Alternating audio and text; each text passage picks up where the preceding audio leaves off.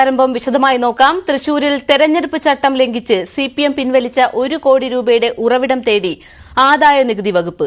പിൻവലിച്ച പണം തിരിച്ചടയ്ക്കാൻ തൃശൂരിലെ ബാങ്ക് ഓഫ് ഇന്ത്യയുടെ ശാഖയിലെത്തിയപ്പോൾ ഇന്നലെയായിരുന്നു ആദായ നികുതി വകുപ്പ് പണം പിടിച്ചെടുക്കുകയും കണ്ടുകെട്ടുകയും ചെയ്തത്. അതേസമയം കരുവന്നൂർ കേസിൽ സിപിഎം തൃശൂർ ജില്ലാ സെക്രട്ടറി എം വർഗീസ് ഇന്ന് വീണ്ടും എൻഫോഴ്സ്മെന്റ് ഡയറക്ടറേറ്റിന് മുന്നിൽ ഹാജരായേക്കും. മെയ് ദിനമായതിനാൽ ഇന്ന് ഹാജരാകാനാകില്ലെന്നറിയിച്ചിരുന്നുവെങ്കിലും അപേക്ഷ ഇഡി തള്ളിയിരുന്നു. വിവരങ്ങളുമായി നവമി ദിനേശ് ചേരും. നവമി, സിപിഎം പണം തിരിച്ചടയ്ക്കണമെന്ന നിയമോപദേശം ലഭിച്ചതിന്റെ അടിസ്ഥാനത്തിലാണ് ഇന്നലെ എം വർഗീസ് ബാങ്കിലെത്തിയതും. ഈ പണത്തിന്റെ ഉറവിടം സംബന്ധിച്ച ആക്ഷേപങ്ങൾ ഏത് തരത്തിലാകും സിപിഎം പ്രതിരോധിക്കേണ്ടി വരിക? പാർവതി, കരുവന്നൂർ ബാങ്ക് തട്ടിപ്പുമായി ബന്ധപ്പെട്ട് കള്ളപ്പണ ഇടപാടുമായി ബന്ധപ്പെട്ട് ഇപ്പോൾ തന്നെ തൃശൂരിലെ സിപിഎം നേതൃത്വം പ്രതിക്കൂട്ടിലാണ്. ഇതിനിടയിലാണ് ഇന്നലെ രാത്രിയോടെ എം വർഗീസിന്റെ നേതൃത്വത്തിൽ ഈ ബാങ്കിൽ നിന്നും എടുത്ത 1 കോടി രൂപ തിരിച്ചടയ്ക്കാനായി എത്തിയത്. ബാങ്ക് ഇത് പെരുമാറ്റച്ചട്ടം ലംഘിച്ചുകൊണ്ട് ഈ പൈസ പിൻവലിച്ചത് തന്നെ സമയത്ത് വലിയൊരു പ്രതിസന്ധി നേരിട്ടിരുന്നുണ്ട്. ഈ ഒരു പൈസ, ഈ ഒരു പണം ഉപയോഗിക്കരുത്, ഒരു രീതിയിലും തിരഞ്ഞെടുപ്പിനായി ഉപയോഗിക്കരുത് എന്നൊരു നിർദ്ദേശം കൂടി നൽകിയിരുന്നു. പക്ഷേ അതുകൊണ്ട് തന്നെ ആ പണം ആ സമയത്ത് തിരിച്ചടയ്ക്കാനായി കഴിഞ്ഞിരുന്നില്ല. പിന്നീട് ഈ അക്കൗണ്ട് ഫ്രീസ് ചെയ്യുകയും മരവിപ്പിക്കുകയും ചെയ്തിരുന്നു ആദായ വകുപ്പ്. പിന്നീടാണ് ഇന്നലെ രാത്രി ഈ പണം തിരിച്ചടയ്ക്കാമെന്നുള്ള നിയമോപദേശം സിപിഎമ്മിന് ലഭിച്ചതിനെ തുടർന്നാണ് എം വർഗീസ് ഇന്നലെ രാത്രിയോടുകൂടി ഈ പണം തിരിച്ചടയ്ക്കാൻ എത്തിയത്. പക്ഷേ ബാങ്ക് ഉദ്യോഗസ്ഥർ ആ പണം തിരിച്ചടയ്ക്കാൻ സമ്മതിച്ചിരുന്നില്ല. പകരം ആദായ നികുതി വകുപ്പിനെ ഈ വിവരം അറിയിക്കുകയും ചെയ്തു. ആദായ നികുതി വകുപ്പും IT ഉദ്യോഗസ്ഥരും എത്തി ഈ പണം പിടിച്ചെടുക്കുകയായിരുന്നു. പിടിച്ചെടുത്തതിന് ശേഷം ഈ തുക, അതായത് ഇതിനു മുൻപ് അവിടുന്ന് പിൻവലിച്ച അതേ തുകയാണോ ഇത് എന്ന് വിലയിരുത്തേണ്ടതുണ്ട്.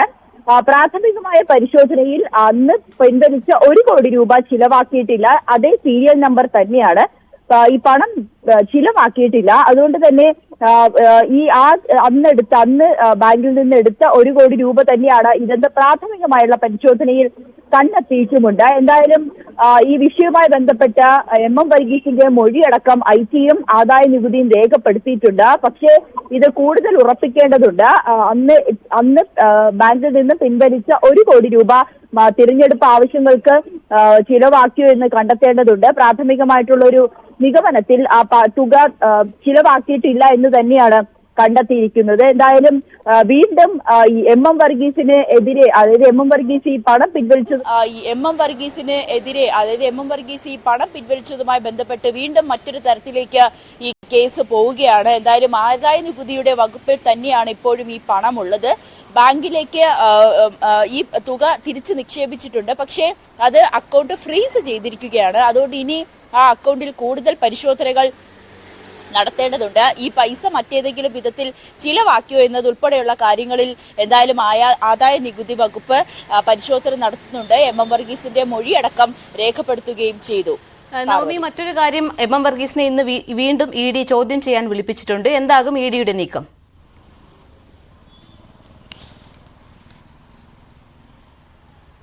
പാർവതി, കഴിഞ്ഞ ദിവസമായിരുന്നു മണിക്കൂറുകൾ നീണ്ട ചോദ്യം ചെയ്യലിന് ശേഷം വൈകിട്ട് രാത്രി ഏകദേശം 8 മണിയോടുകൂടിയാണ് എം വർഗീസിനെ ED വിട്ടയച്ചത്. ആ സമയം തന്നെ മെയ് 1 ഹാജരാകണമെന്നാവശ്യപ്പെട്ടുകൊണ്ട് നോട്ടീസ് അയച്ചിരുന്നു. വീണ്ടും ഹാജരാകണമെന്ന് ആവശ്യപ്പെട്ടിരുന്നു. പക്ഷേ ആ സമയത്ത് തന്നെ ED ഉദ്യോഗസ്ഥരോട് വളരെ രോക്ഷാകുലനായാണ് എം വർഗീസ് പ്രതികരിച്ചത്. മെയ് 1 താനൊരു തൊഴിലാളി സംഘടനയുടെ മുതിർന്ന നേതാവാണ്. അതുകൊണ്ട് തന്നെ തൊഴിലാളി ദിനത്തിൽ തനിക്ക് ഒരുപാട് പരിപാടികളുണ്ട്, പൊതുസമ്മേളനം അടക്കമുണ്ട്. അതുകൊണ്ട് തനിക്ക് 1-ാം തീയതി ഹാജരാകാൻ കഴിയില്ല എന്ന് വലിയ രീതിയിൽ ED ഉദ്യോഗസ്ഥരോട് രോക്ഷാകുലനായി ദേഷ്യപ്പെട്ടുകൊണ്ട് തന്നെ എം വർഗീസ് മറുപടി നൽകുകയും ചെയ്തു.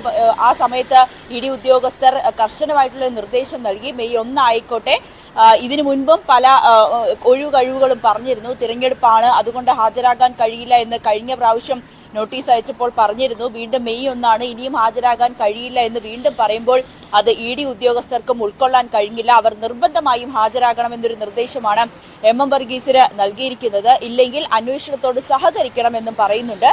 EDയുടെ പല ചോദ്യങ്ങൾക്കും MM വർഗീസ് കൃത്യമായി ഉത്തരം നൽകുന്നില്ല എന്നുകൂടി ED പറയുന്നുണ്ട്. പല അക്കൗണ്ടുകളുടെ വിവരങ്ങളും പണം എങ്ങനെ എത്തി, എവിടേക്ക് പോയി എന്നുള്ള പല ചോദ്യങ്ങൾക്ക് പോലും MM വർഗീസ് ഉത്തരം നൽകുന്നില്ല. ഈ സഹകരിക്കാത്തൊരു സാഹചര്യത്തിൽ കൂടുതൽ ചോദ്യം ചെയ്യേണ്ടത് ആവശ്യമാണ്. അതുകൊണ്ട് നിർബന്ധമായും ഇന്ന് തന്നെ ഹാജരാകണമെന്നുള്ളൊരു നിർദ്ദേശം കൂടി ED ഉദ്യോഗസ്ഥർ നൽകിയിട്ടുണ്ട്. പക്ഷേ MM വർഗീസ് ഹാജരാകില്ല എന്നാണ് അന്ന് ED ഉദ്യോഗസ്ഥർക്ക് മറുപടി നൽകിക്കൊണ്ട് ഇറങ്ങിയത്. പക്ഷേ ഇനിയും കൃത്യമായി ഒരു ഉത്തരം MM വർഗീസിന്റെ ഭാഗത്തു നിന്നും ലഭിച്ചിട്ടില്ല. ഇന്ന് 10 മണിക്ക് ഹാജരാകണമെന്നാണ് നിർദ്ദേശം നൽകിയിരിക്കുന്നത്. പക്ഷേ ഇതുവരേക്കും MM വർഗീസ് ഹാജരാകുമോ ഇല്ലയോ എന്നതിൽ കൃത്യമായിട്ടുള്ള ഒരു തീരുമാനം പറഞ്ഞിട്ടില്ല. ഹാജരായേക്കും.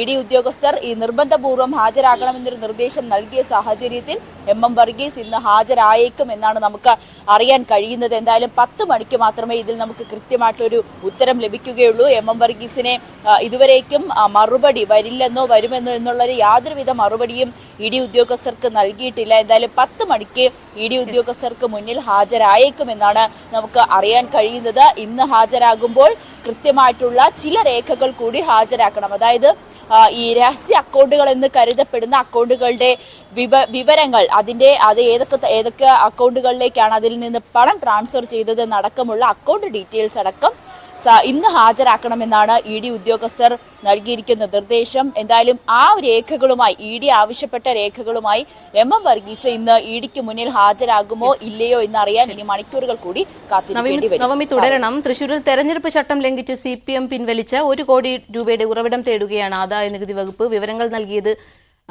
നവമി ദിനേശാണ്. ഒപ്പം മറ്റൊരു വാർത്ത കൂടിയുണ്ട്.